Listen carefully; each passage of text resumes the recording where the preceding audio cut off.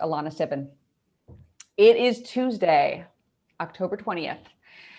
We are now exactly 2 weeks from Election Day, and that does not mean that we are 2 weeks from the election. The election, in fact, is in full swing. It means we've got 2 weeks until this whole thing moves into its next stage.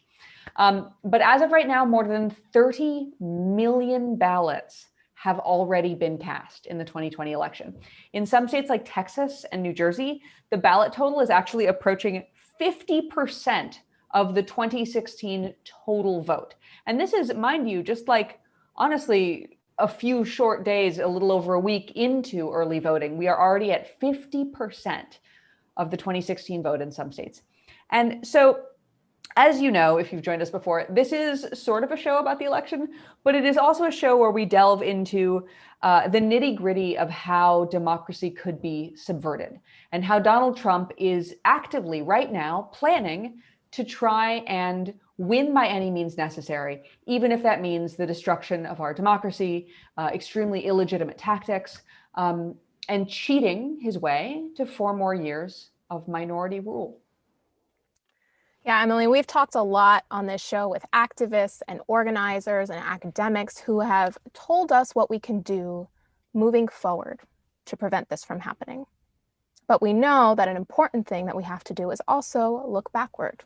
And our guest today is going to take us backward 150 years to help us figure out what might happen in the unprecedented event that Trump prematurely claims victory on election night and attempts to scheme his way to an illegitimate second term.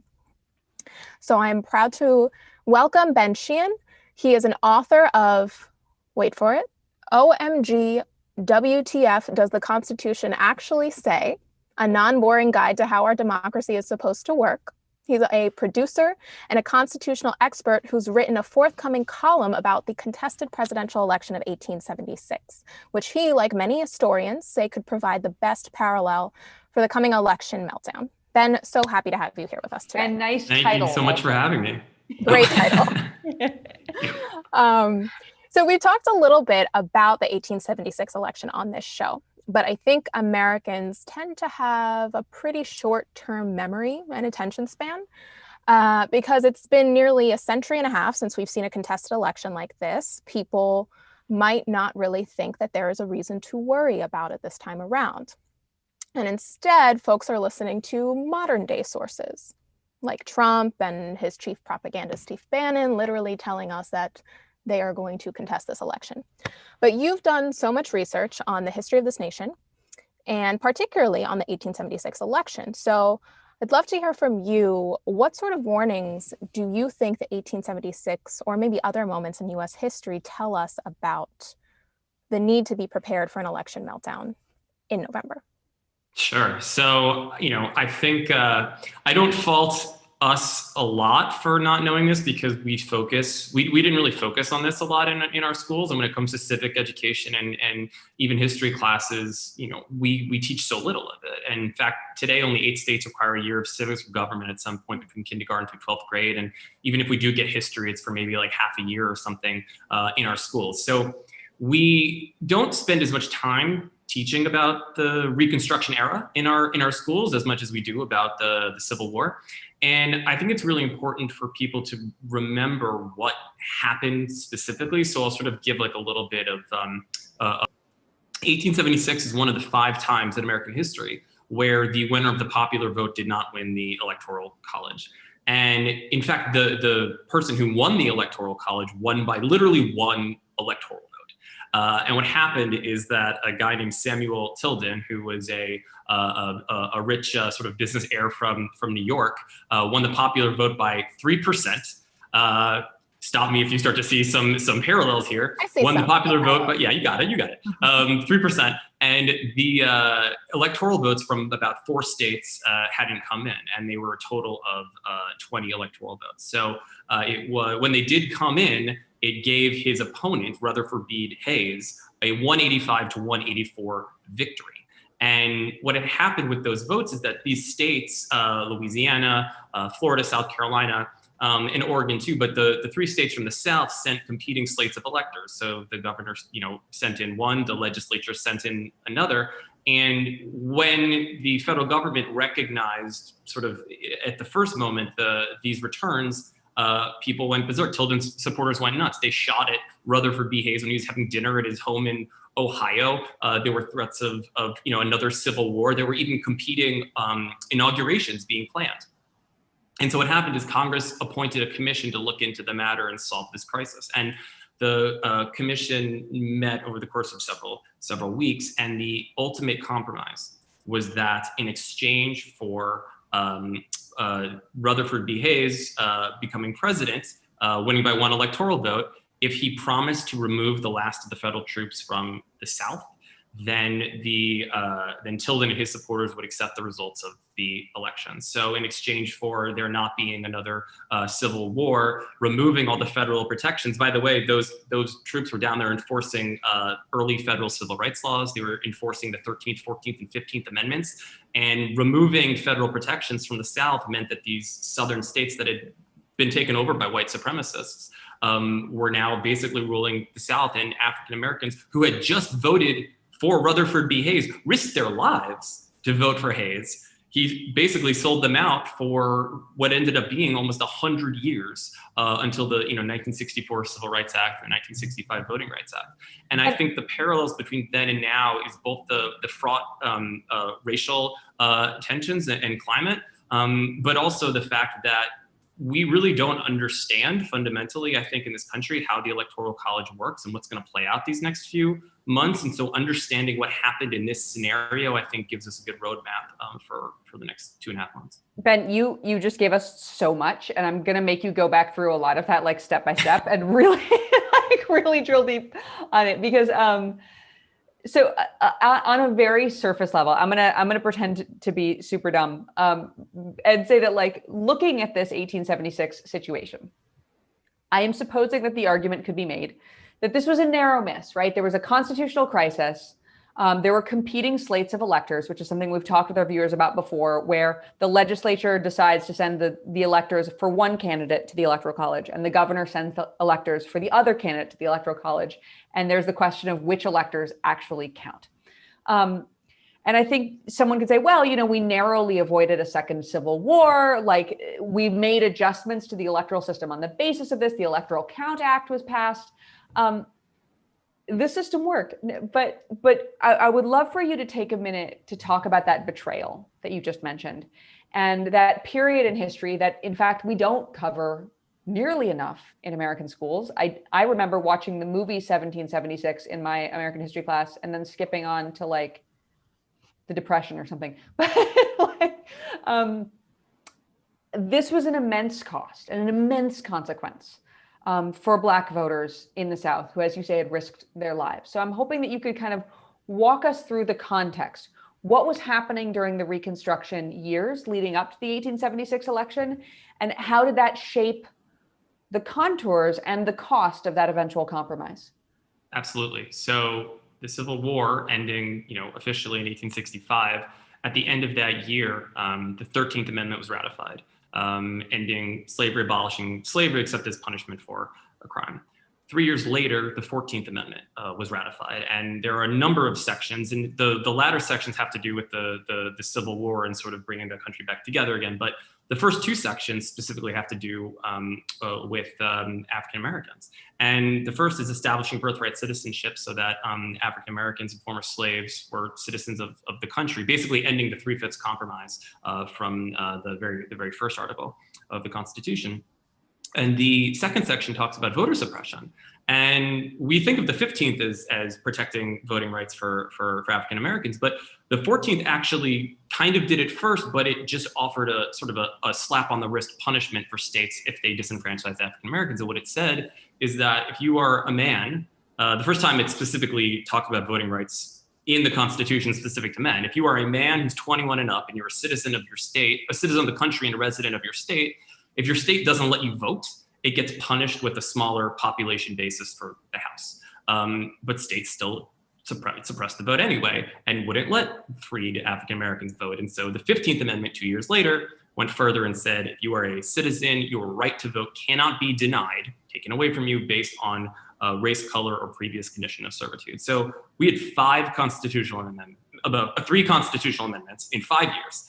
And the Reconstruction era is glossed over, but it's so important because you saw African Americans turning out to vote in huge numbers. We had 14 members of the United States House, 2 members of the US Senate who were African Americans, which was a first. And you saw many state legislators, even the first African American governor. And then after this 12-year period, this moment was ended with this great betrayal. And what led up to that was also a lot of reactionary violence. I mean, this was the birth of the KKK, the first iteration of the KKK.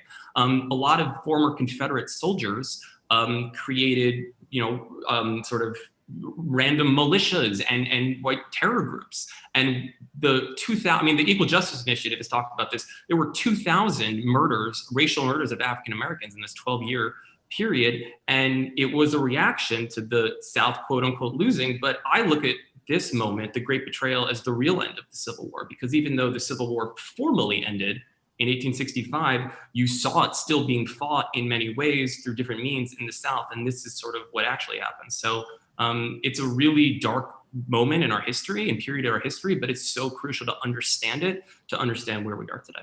Mm-hmm. Yeah, it's really disheartening to think about the progress that our leaders, not our leaders, I guess, leaders of the past decided to just throw away for the sake of, I don't know, playing nice, I guess. That's a theme, Alana. That's a theme. Like, yes, making a decision that harms millions of people in order to preserve a feeling of camaraderie. I don't know, of functionality. Civility, I guess you call it. Civility that's for people in power. Civility for people in power, but not for real people working real people or marginalized people in this country. Which brings me to my next question, which is, you've talked a lot just now about sort of the 12 years preceding the end of Reconstructionism. And I'm curious to hear about what parallels you see happening now in terms of the years before the 2016 election, before this election, and sort of what you think viewers should be looking at when making comparisons. So there are the sort of surface weird parallels, like one of the, the candidates winning the popular vote, losing the Electoral College, one of the candidates being a rich, business heir from New York, the popular vote differential being 3%, the fact that it's a sort of Republican-leaning Supreme Court, a Democrat-controlled House, a Republican-controlled Senate. So there are sort of like weird, eerie parallels, but I guess I would say the thing to sort of look at is, I can be more specific too. Yeah. I think what I'm talking about is the parallels of resistance to having our first Black president. So that's sort of I think the 12-year parallel is really, that's what I was thinking. The 12-year parallel is fascinating because you have the Reconstruction era being 12 years after the end of the Civil War and slavery. And then you have this moment being 12 years after the election of the first African-American president. And I do think that there is sort of a similarity in betrayal between what happened in the wake of the Civil War and what's happening now, because after the election of Barack Obama, you saw some things happen that really sort of rotted the democratic foundations in many ways in this country. One is Citizens United, allowing corporations to spend unlimited amounts of money, for or against a candidate. Another is what happened with Red Map and gerrymandering in 2011, where gerrymandering was done all across the country, and state legislators won in 2010, and the next year they gerrymandered tons of states and tons of seats in the House, and that lasts for 10 years. In 2013, the Supreme Court case Shelby County versus Holder struck down part of the Voting Rights Act. And so sort of, this sort of backsliding in democracy has been happening these last 12 years. And it's also happened in the wake of the Civil War. And so these parallels are really unsettling. And obviously you have the racial tensions and issues and some really dark, ugly things that are resurfacing now that I think have always lurked beneath the surface and kind of retreated, but are now having this moment where they're coming to the surface again. And I think it's important to understand what's been happening these last 12 years in many ways as a reaction to that sort of watershed moment. Mm. So I want to take a step back just for 1 second and ask you, removal of the troops as a result of the Hayes and Tilden compromise, the great betrayal, resulted in the Jim Crow South. I am wondering if you would do us a kindness and speculate as to what the outcome could have been had those troops not been removed. Give us the alternate history. All great, weird alternate reality novels start with changing one small or big fact in history and seeing what transpired. But what do you think could have been different had that compromise not been made? Well, you would have had continued protections for, people who were newly citizens, newly had voting rights. You would have continued, significant representation in Congress for African Americans.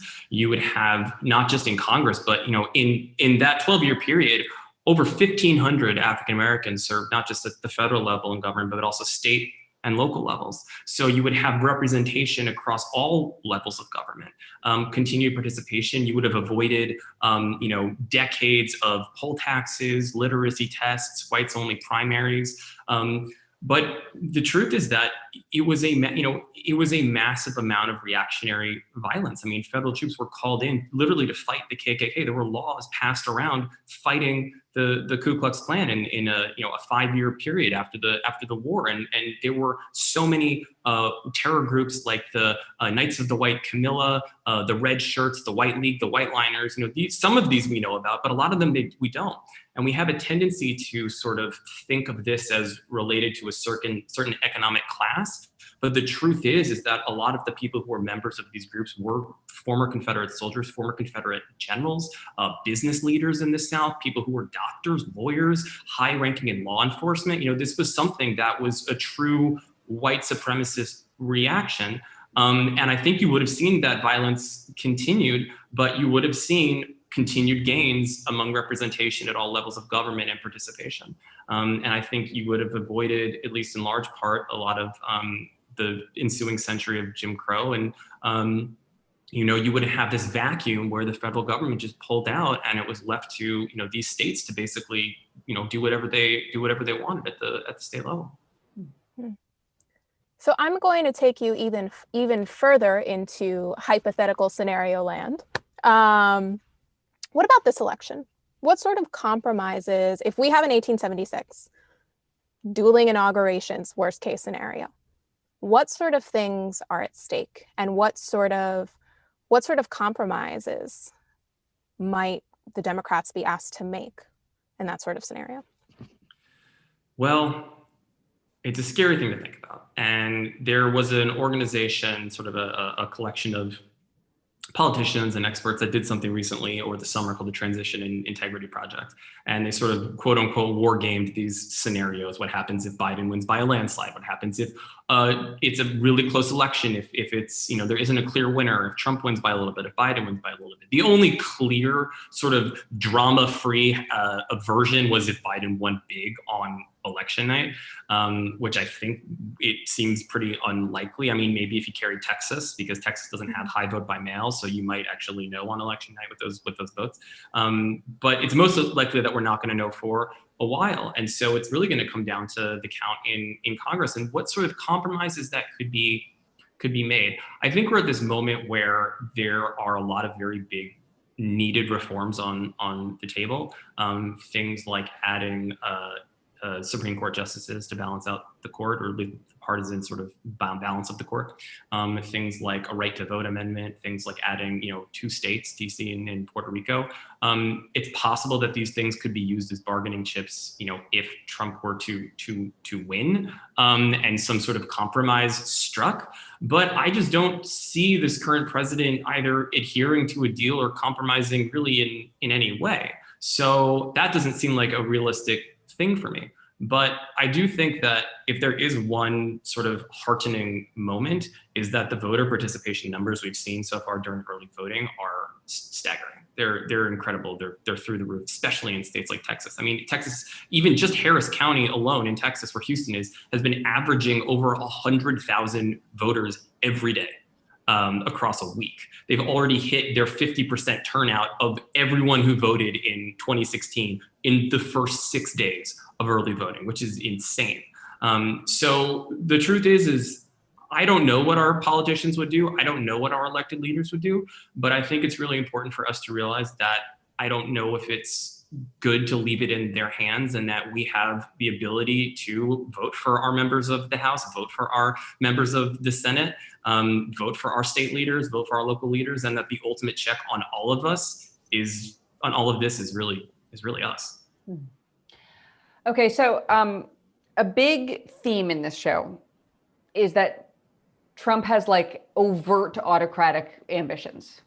And a lot of his supporters share the same. Every time someone posts a like Trump 2020, 2024, 2028, forever, because we'll just put his bones on the throne meme, it is a nice reminder of the sort of strange linear correlation between Trump support and attraction to autocracy. I'm wondering if you could talk to us about your understanding of Trump's somewhat unique, at least for the US, motives and ambitions, at least when it comes to his eagerness to embrace authoritarianism, especially like plainly and overtly. Are there parallels in our history that provide context here, or are we truly dealing with something in that regard that is unprecedented?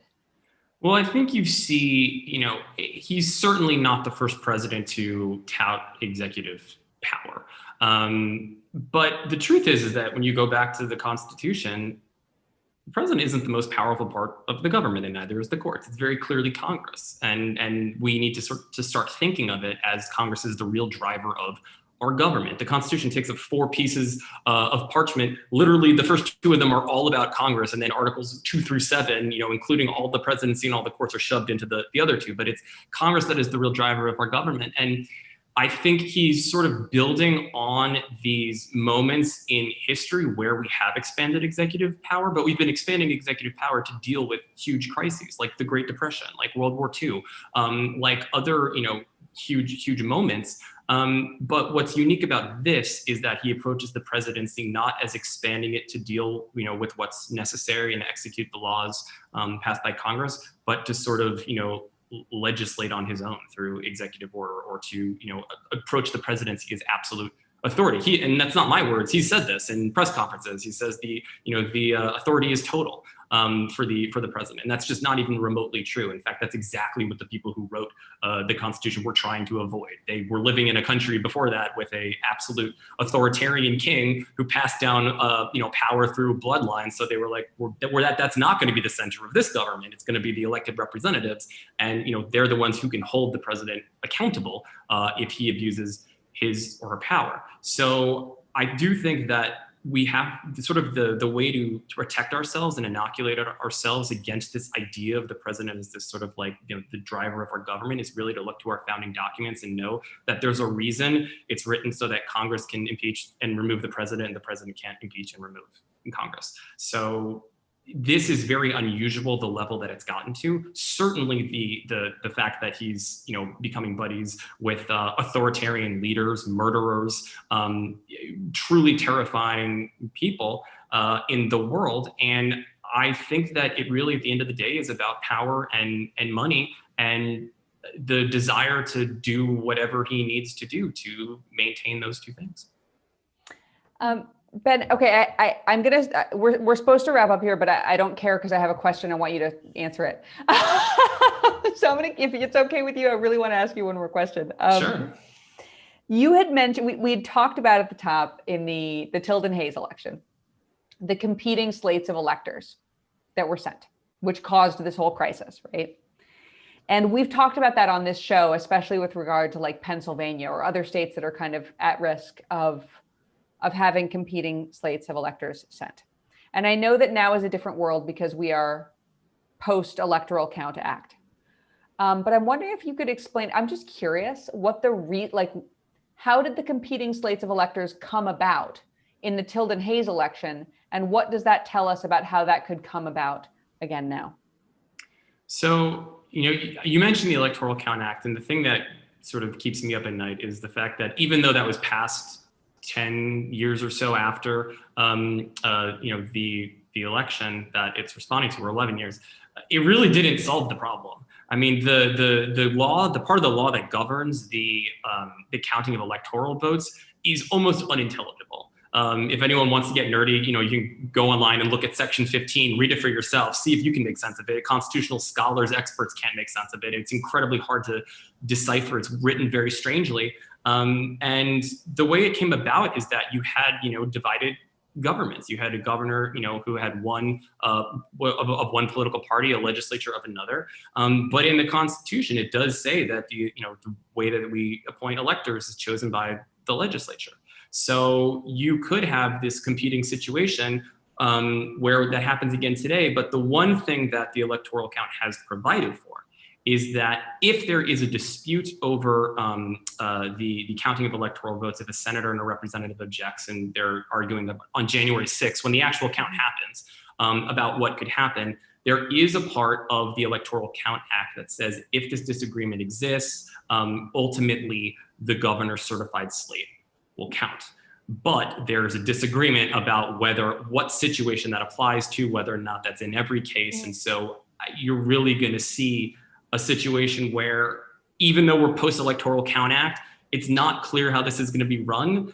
It's not exactly clear what happens if, could states' electoral votes be thrown out if there's a dispute? What if you have a Congress or a Senate and a House, as we have now, controlled by different parties that can't agree on how to count electoral votes that are being disputed? So I really hope that we don't get to that point and we find a way to have this election solidified before then, because I think that it could really create a lot of chaos because the law isn't clear. The Constitution isn't specifically clear on the nuances of the electoral vote count. And at the end of the day, it's going to be on January 6th. People can put this in their GCal or whatever. We have Mike Pence, who's going to be presiding over the counting of electoral votes in front of both houses of Congress at 1 p.m. Eastern time. And then we'll see what happens if we haven't decided the president by then, or if we're not certain of it. So, I don't want to scare everyone, but I also want people to pay attention over the next several weeks and several months to what their legislature does. So if you're watching this and you don't know offhand who your state representative is or your state senator is, look them up, follow them on social media, tweet at them, tweet videos of you at them, telling them that they better follow the popular vote in their state and not go rogue and not try to find a new way to appoint electors, because the same thing with Congress being the driver of our federal government, our state legislatures are the driver of our state government. And that's where we really need to focus, and especially these next couple months. That is really concrete. And thank you for, I think our viewers are very used to being alarmed without concrete answers. So that's really appreciated. Tell us again the name of your book and where people can get it if they want to read it. Absolutely. So it's called, Oh My God, What the Fuck Does the Constitution Actually Say? You can get it on any retailers. There's also a version in Spanish if you prefer a Spanish version. Okay. And if you feel like writing down your ideas while learning about gerrymandering, there's also a book about gerrymandering. That's all the books. I don't have more than that. So, so yeah, you can follow me on social media at that Ben Sheahan. And yeah. That's awesome. Ben, thank you so much for joining us. Really, really appreciated this conversation. I've learned so much. So thank you. Thank you, Thank Ben. you all so much. Oh, that's a lot to absorb. And I'm just reflecting for a second on how completely insufficient my public school American history class was. There's so many things. Yeah. So many things. Let's talk for a second about what Ben said about the world in which the troops were not pulled out during Reconstruction, because what he was saying about the quantity of Black representation that was lost, I mean, not just the Ku Klux Klan, not just the violence in the streets, but to me, the key piece here is that there was all of this political representation and enfranchisement that was lost as a result of this election. So really, I mean, not only was there, unceasing violence for decades, but there was also the political power of Black people was so dramatically diminished in one act. Right. And I think about that too. And, you know, I live in New York. Tilden was the governor of New York at one point, and there are a lot of things here that are named after him. Monuments, democratic clubs, parks, and I'm very confused as to why that's the case. And I think what some folks might say, and you sort of asked this question when we were talking with Ben, was, you know, some people might see this as this was the only way that he could have ended civil war. But to be perfectly frank, prevented a civil war. People think this was the only way he could have prevented a civil war. But to be frank, he only prevented a civil war for white voters and white Americans, because the years following resulted in such violence to Black Americans and Black voters that it wasn't a real choice. And it wasn't okay for him to make that choice. And it's something that I worry about that happening in not exactly that. It'll come in all sorts of different forms in this election. For example, all of the sorts of things that Ben was talking about. I think, for example, about the Puerto Rican people and their right to self-determination. And I have to plug that because I'm Puerto Rican, you know. Appreciate it. Totally appreciate it. And I think about all the ways that a lot of marginalized people in this country, if Democrats don't have a backbone, which has been a theme in this show, could potentially be seen as collateral damage if the American people, don't demand that our government do the right thing and prevent this election not only from being stolen, but also prevent our leaders from making compromises that hurt the American people.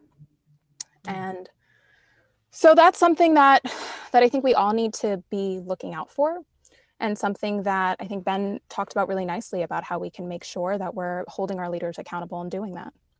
Yeah, I mean, also to me, like the loss of Reconstruction was, as you say, you know, the prevention of a second civil war for white people. And it was also the preservation of democracy for white people because of these, you know, decades of voter disenfranchisement that we see to this day. I mean, disenfranchisement rates are staggeringly racially biased. And what I'm thinking about is we're talking now about the preservation of our democracy, right? Like if we were to see a situation where we had anything like the 1876 election, where there were competing slates of electors or acts by state government representatives to throw the election to Donald Trump against the popular vote or to stop the vote and prevent it from being counted. I don't know that we could continue to believe that we have a democratic process that actually represents the will of the people. And I think what we're talking, like the echo that I feel the heaviest from that election is obviously we have the rights of Black and brown people on the line, the rights of LGBTQ people on the line, a lot of women's health issues, medical coverage, access to healthcare online, the future of our climate on the line. And if we really stand to lose the entirety of our ability to function as a nation and as a representative government. So it's just like, it's 1876 times 1,000 right now. Right. And it's sort of up to us to make sure that our government works properly. It's only as functional as we make it. So it's poll time. Poll time! Poll time! Yeah. Let's shift gears a little bit. Today, we're alone in the polls. I know. Jason's not here today, which is a bummer, but we will try our best to fill this lonely gap in our lives today, but he will be back. So very exciting polls today, which show us that voters are not believing Donald Trump's bull doo-doo. I try not to curse. Call it bullpucky where I'm from, bullpucky. My parents watch. I don't like to curse, you know. And so this is really exciting. And Emily, why don't you take us through the first poll that we have and give us your best Jason when you do. Okay, so here's what's funny to me about this poll. When I say poll, I think of opinion questions, right? Like, who do you support for president? Who do you like for this? This was totally a pop quiz for voters because if you're watching the show, you would have known the answer to these poll questions. There is a correct answer, actually. We asked voters about mail-in voting and how it affected their view of whether or not we would have a concrete election result on election night. And if you are a viewer of the show, you know that we won't because of the nature of mail-in voting and because of the record levels of early voting and mail-in voting that we've seen this year. It's going to be a lot harder to count the votes this year than it was in years when everybody voted at one time in physical polling places. So there has been this huge surge in vote by mail, as we've mentioned repeatedly, even in this episode. And there's a pandemic and things are harder and take longer. So one of the things we're concerned about is whether people recognize this logistical reality. So our poll question shows that actually a solid majority of voters do recognize this logistical reality, which is a relief. Let's pull up those poll results and look at them for a second. Okay, so 66% of all voters say the information about mail-in voting that was given to them in the poll question makes them less likely to think that we will know the results on election day. In other words, when people are told about how mail-in voting works and how counting those votes works, they become less likely to expect a concrete result on election day. 63% of Republicans, interestingly, say the same. And that's a really bad sign for Donald Trump. Because as we know, which Steve Bannon told us in our episode yesterday, we put on all of our collared shirts dressed up as Steve Bannon and showed you Steve Bannon telling everyone that at 10 or 11 p.m., Donald Trump is going to tweet on election day. Donald Trump is going to tweet that he won the election, kind of no matter what's happening. It might be one of those scheduled tweets, just already ready to go out. Mm-hmm. But if he's going to do that, he needs a majority of people to believe that it's in some way legitimate, that one could call the election on election day. And this poll suggests that there's significant skepticism and people actually might not believe that he could do that. And what's exciting about that is it's on party lines. So it's a really good thing to know. And what's even better to know is that our next polling results show that voters are also skeptical about one of the biggest lies that Trump has told people about this election. He has repeatedly claimed that not only should we have results on election day, but that if we don't, it's a sign of widespread voter fraud. And so when we told survey respondents, and by we, I don't mean we, I mean Data for Progress and the Justice Collaborative Institute, when we told those survey respondents about Trump's mail-in voter fraud claims, it actually made them less likely to believe that we'd get definitive results on election night. Let's pull up the second set of results. So here we see that after being provided with Trump's claims about a delay in election results, supposedly being caused by voter fraud, 57% of all voters were less likely to believe that we'd know who won the presidential election on election day. And even 50% of Republicans said that they were less likely to believe we'd get those results. So this is good. This is potentially good. Maybe safe to say that Trump's fraud argument is not super persuasive. And that education works and you can send all your friends this show and we will educate your friends for you. What we're here for. Just tell them the things that we are telling you.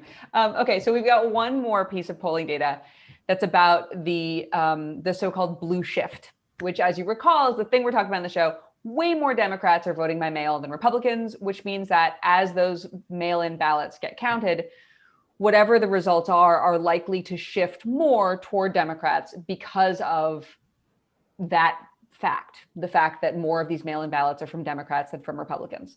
That's not evidence of fraud. It's just evidence of who's voting how and what gets counted first. So Trump's only chance of winning this election, according to the polls as they stand right now, is if he can short circuit that blue shift by preventing those ballots from being counted.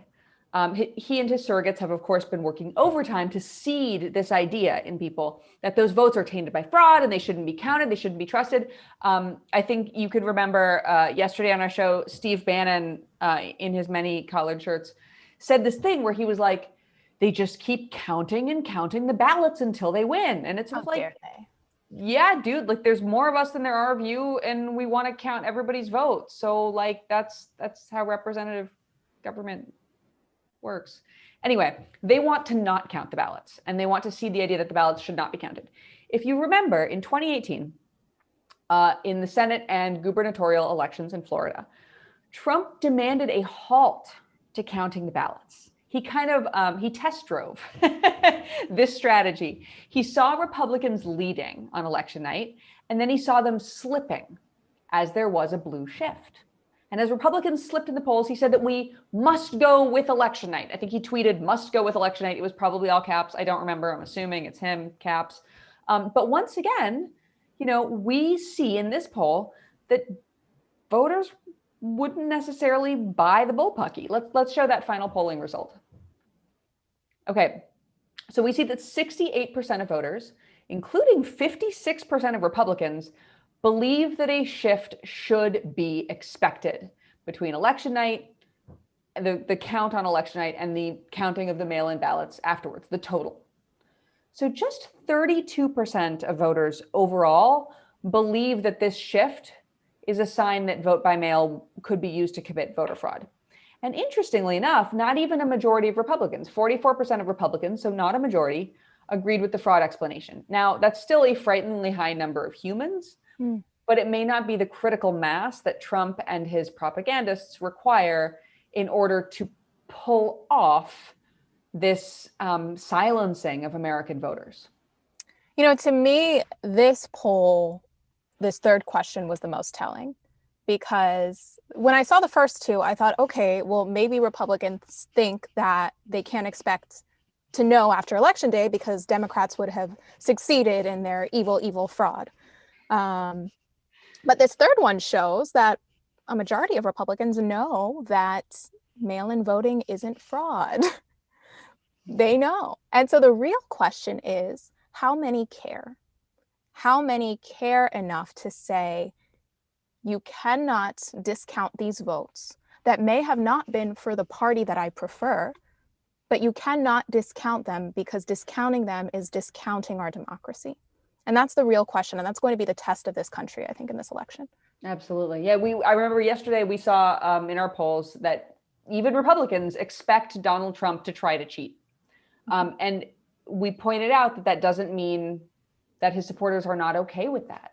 I mean, some, if not all of his supporters, see this as an election that must be won at all costs, even if the cost is our system, the integrity of our system, which is really frightening. And luckily there are fewer of them than there are of the rest of us who would like to preserve the integrity of our nation. But, you know, as refreshing as it is to see some willingness among Republicans to accept the sort of the basic reality of the logistics around the vote count, I'm troubled by how many people expect him to cheat and are okay with it.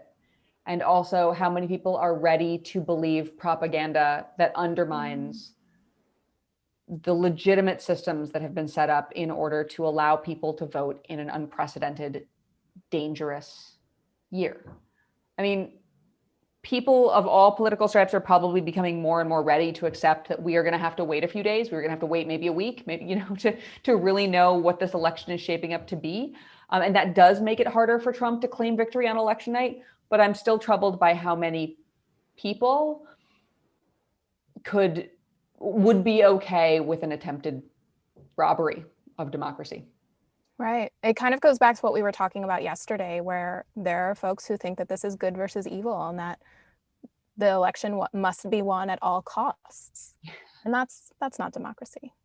That's not that's not what democracy should be. And I also want to take a step back and check myself here, because I also know that our democracy has never been perfect. And sort of like Maurice told us yesterday, this election in many ways is sort of highlighting the imperfections of our democracy and sort of amping them up so we can all see them clearly, which will also better enable us. This is me being an optimist now. Will better enable us to be able to fight back against the problems with our democracy and perhaps create something in the future that is so much better if we use our collective voices in action. That's me being an optimist. I love you being an optimist. We need you being an optimist. It's actually a really nice segue into our next segment, because we're going to talk about a different kind of voter suppression. So we're going to talk about basically sneakier ways that people could be quietly stripped of their votes and their voices in the 2020 election. And over the last few weeks, we've talked a lot about like deliberate Republican strategies to make it harder to vote or make voting itself more complicated and more difficult to achieve successfully. We talked about, policies like Texas Governor Greg Abbott reducing the number of drop-off ballot locations to 1 per county, meaning that Loving County with 100 people and Harris County with 4.7 million people have the same number of places to drop off their ballots. And people waiting in line 12 hours just to cast their vote. I mean, that is, standing in a half-mile line outside of your polling place is voter suppression. That means there are too few voting places for too many people. But not all forms of voter suppression are this obvious or this visible like a group of Trump supporters in like faux military regalia standing in front of a polling place. It's not always that visible. There's this long history of the GOP using bureaucracy to achieve their policy goals when the law or the people do not actually support those goals. Voter suppression is no exception. They're very, very good at exploiting tiny, invisible bureaucratic minutia to mess people up. So today we're going to take a look at how ordinary processes can be twisted or exploited to subvert the will of the people. Right. And I think what's important to note here is the Republicans do this in 2 ways. There's the way of creating all sorts of onerous rules that prevent votes from being counted. And then there's also the way of taking all of the complicated things that happen during elections, because it's a complicated process with normal people who are counting so many votes, and taking those complications and turning it into a way to suppress votes. And so we'll talk a little bit more about that second half later. But Emily, I think we should talk a lot about Pennsylvania, because that is a perfect example of first. Yeah. Also, I get to say naked ballot again and again and again. Okay. So you've probably seen stories, or maybe you saw the video with all the naked celebrities talking about naked ballots and not having a naked ballot. So Pennsylvania uses these things called secrecy envelopes. So you're supposed to take your ballot and put it inside a secrecy envelope, and then put that whole kit and caboodle inside a mailing envelope and send it off. I was actually talking with a friend of mine who was a former Republican, and he posed this question to me that I realized I was doing a really bad job answering. He's like, so why do you need the secrecy envelope? I was like, well, it's like it's for voter suppression. He was like, no, but what's the like stated reason? Like, what's the cover? And I was like, he pointed out, he's a lawyer, and he pointed out that, tampering with the mail is a federal felony. Mail envelopes are secrecy envelopes. Mail envelopes are secure envelopes. Why do you need an extra envelope inside the envelope if opening the outside one is a federal felony? And I had no good answer. But I've actually learned since that conversation that the theory is the secrecy envelopes are supposed to prevent election officials from throwing out the ballots of candidates they don't like. So basically, if election officials are receiving mail-in ballots and they open the outside envelope, they pull out the secrecy envelope, they're supposed to be able to verify by viewing the outer envelope that the voter is registered and has not already voted. By the way, you should notice that I'm outlining a really good process for ensuring that mail-in ballots are legit, right? You've got a signature, you've got an address, you know if the person's registered, you can check if they already voted. But it's supposed to enable all that to happen without the person doing it knowing who the vote is for. So only when election officials actually begin tabulating the ballots are they able to remove the secrecy envelopes and see who's inside. And the thing is, too, by the way, it's one thing to say some people want to be super secretive when they cast their ballot. So maybe they like this extra envelope, whatever. I don't know. I really wouldn't care, but maybe there are people who do. But it's another thing to say that folks who don't do it this way don't get their votes counted. Yes, that's exactly it. So here's the thing.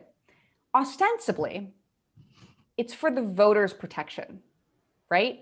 Like, you don't want the risk of sending your Biden ballot into an election official who is such a Trump person, they would throw out your ballot, I guess, if they saw that it was for Biden. But if it's for the voter's protection, what's weird is that if the voter doesn't do it, they don't get to have their vote counted. And that's where we get into the realm of exploiting bureaucracy for these nefarious ends. So Trump and GOP lawyers filed a lawsuit earlier this year arguing that any mail-in ballot returned naked without a security envelope must be thrown out. The Pennsylvania Supreme Court agreed in a ruling, and Democrats have called for the GOP-controlled state legislature to step in and change the law to allow the naked ballots to be counted. Because keep in mind, people have already sent in their ballots, and people might make this mistake. And I thought this rule was to protect the voter and to ensure that the votes get counted, right? That's right. The point of the secrecy envelope is to make sure the vote gets counted, even if it's for someone the counter doesn't like.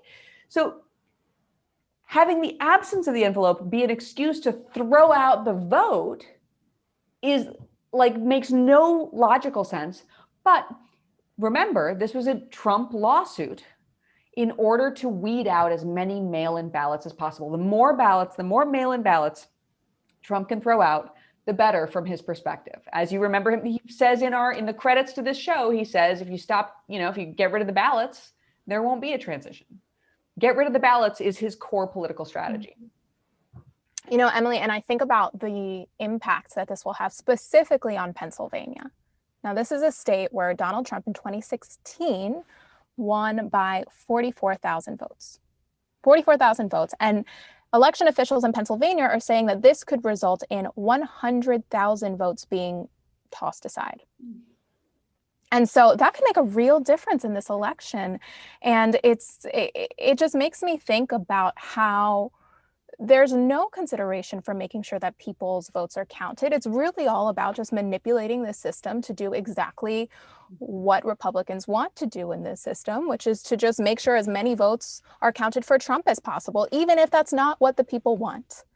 And so, operating a voting system there's all sorts of error that comes into it. There's human error, and they just want to add more layers of this sort of bureaucracy to exploit how difficult elections are and to make it that much more difficult for people to vote. Yeah. I mean, we're seeing examples from all over the country. And I'm reflecting on what Steve Bannon said in that clip we ran yesterday, where he was talking about well, sure, your vote will be counted if you comply with all the rules and check all the boxes. You got to do all these things. We are seeing examples of this all over the country. These unnecessarily complex bureaucracy or bureaucratic processes that are kind of being held up as election security measures by people who actually want to use them to get rid of votes. This just serves as more and more hoops to make people jump through, more hurdles for voters to trip over as they try to cast their ballots. So some examples: in North Carolina and Texas, you've got recent court rulings that continue to shift the procedures around mail-in voting, even as the voting is taking place. I mean, talk about switching horses midstream, right? You've got mail-in ballots in North Carolina that went out saying you don't need a witness signature. That then the court ruled now must be actually signed by a witness. So you've got people whose ballots say you don't need a signature from a witness that actually do need a signature from a witness. And in Texas, a federal judge ruled yesterday that election officials can reject mail-in votes whose signatures they say are mismatched. And that's without giving voters any chance to appeal. So for example, my dad recently had shoulder surgery on his right arm. He had his shoulder replaced. He's voting by mail because he is in the COVID high risk category, and we didn't want him going to a polling place. And I was trying to help him make sure that he was going to sign his ballot properly. And I was like, Papa, the signature has to match exactly. And he was like, well, what does it have to match? Like my driver's license or my voter registration? Because I have my driver's license, but I can't trace. I don't have my voter registration card. I don't know, was that signature exactly like this one? On top of that, he's got a sling on. So I don't know how he could possibly physically perfectly replicate his prior signature. I mean, it's and I first registered to vote when I was old enough to vote, and I won't give away my age right now, but it's been many years and my signature has changed. Yes, yes. My schoolgirl cursive signature is no longer I have a much very cooler different signature now. But that's like, I didn't even know what signature to tell him to try to match. I mean, sure, you should definitely not let people, who sign the totally different name, count as the registered voter, but you should definitely give people a chance to appeal so they can say, hey, I had my shoulder worked on, or hey, I no longer sign my name the same way as I did when I was 18. Yeah, those are some examples of the exploitation of bureaucracy that we're talking about here. And it makes me think back to what we talked about in Georgia, where there was that similar sort of exact match program that resulted in so many people. I think the number was 53,000 people whose voter registrations were kept on hold, and 70% of those people were Black. And so it's this very intentional action of excluding people from having their votes counted. And whether or not you think any of these guidelines make sense, the timing of it, Emily, is what makes it so much worse. They couldn't have worked this out back in May. Like, we knew there was going to be an election. We knew there was a pandemic. We knew there was an election. We've had a lot of time now to try to work it out. But you know what wasn't there? The polls that are showing Biden ahead. Yeah. Those weren't there when you were trying to work those things out, were they? The concerted losing of Donald Trump. Yeah, it wasn't yet on the thing. And it is absolutely deliberate timing and deliberately, I mean, what you just said, Black voters were nearly 3 times as likely to have their ballots rejected as white voters in North Carolina. I mean, right. And previous studies have shown that when people's ballots are rejected, by the way, that they're not likely to go and correct these things. And it makes sense why we think of why that is, because voting is something that hurts the barriers to voting are things that hurt marginalized communities, right? And people have to take off days from work. They have to wait in long lines. Sometimes they have to risk their health. So after doing that once, and then being told that their vote's not going to count, it takes a lot of strength to say, okay, I'm going to do everything I can to fix it, and probably deal with even more bureaucratic barriers that are going to come my way. Yeah. So, it just creates more superfluous boxes and checks and hoops for voters to have to jump through. And really what they're doing is preventing people from being able to have their voices heard in this election. And it's really quiet. It's like it's borderline invisible, right? Like it's just this quiet discarding of ballots, this quiet, you followed rules 1A through 1D, but you didn't follow rule 1E. It's just like, it's insidious and deliberately silent. It's not like the long lines that we're seeing. It also makes me think, I'd mentioned at the top, the sort of GOP playbook here. I think it's very safe to say that a broad majority of Americans across the political spectrum want to have a legitimate election where everybody's votes are counted, where all legitimate votes are counted. So if the strategy on the Trump side is to not count, to stop counting on election day and not count the ballots from people who disagree with them, I think a really broad majority of Americans would disagree with that. But this is a strategy that has been used before to undermine, to advance really unpopular policies and advance policies that are illegal or that the law does not support. I'm thinking actually, the more I thought about the sort of hoop jumping in mail-in ballots, I couldn't help but think of Kim Davis, who is that county clerk in Kentucky who refused to issue a marriage license that was the basis for the Obergefell case about gay marriage in America. I mean, there's a perfect instance of using a bureaucratic process, the necessity of a license to get married, which I'm not sure I totally understand why you need a license to get married. But there are so many hoops in getting married. There are. You have to do so many things. It's a lot. And here she was using her bureaucratic power to harm marginalized people in a way that is not supported by law or policy or public opinion. The same thing with, cases that involve women's health. So often, even though there's been clearly established Supreme Court law establishing certain rights for women in terms of privacy and the right to control their health, you can make women jump through a heck of a lot of hoops in order to get access to the care that they're seeking. And to me, this is just a continuation of the same thing. It's using bureaucracy to do stuff that people don't want you to do and that the law doesn't actually allow. Mm-hmm. Yeah, and I do want to bring up one more thing, even though I know we're about hitting the hour. Yes. But again, and I've mentioned this a little bit earlier, elections are difficult, right? There's so many ballots, a lot of people counting votes, and especially now where we're in a pandemic and there's going to be more mail-in ballots than we've ever seen. And so that's normal. And a lot of folks are talking about how, oh, there are all these sorts of different problems or things that could potentially happen with mail-in ballots. Yeah, things happen in elections. For example, we have a very fragmented system where there are all these different counties across the country that are counting ballots. And so Trump sees that and he says, okay, I'm going to exploit that.